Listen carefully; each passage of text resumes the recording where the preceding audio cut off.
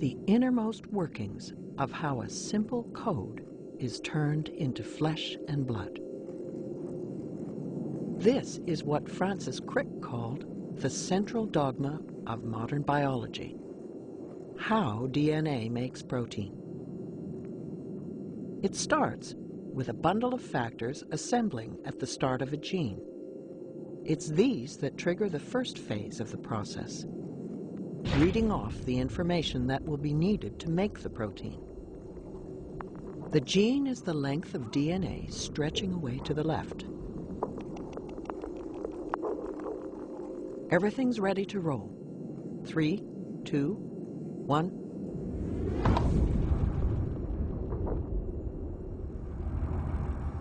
The blue molecule racing along the DNA is reading the gene.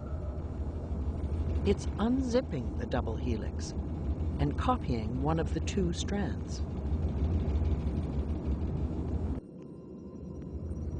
The yellow chain snaking out of the top is a copy of the genetic message, and it's made of a close chemical cousin of DNA called RNA. The building blocks to make the RNA enter through an intake hole. They are matched to the DNA, letter by letter, to make an exact copy of the A's, C's, G's, and T's of the gene. The only difference is that in the RNA copy, the letter T is replaced with a closely related nucleic acid known as U. You are watching this process, called transcription, in real time. It's happening right now in almost every cell in your body. When the RNA copy is complete, it snakes away from the nucleus and into the outer part of the cell. Then, in a dazzling display of choreography, all the components of another molecular machine lock together around the RNA to form a miniature factory called a ribosome.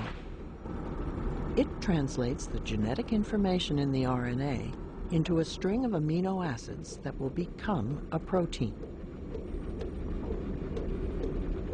Special transfer molecules, the green triangles, bring each amino acid to the ribosome. The amino acids are the small red tips attached to the transfer molecules. There are different transfer molecules for each of the 20 amino acids. They all carry a specific 3-letter code that will be read by the machine. Now we come to the heart of the process.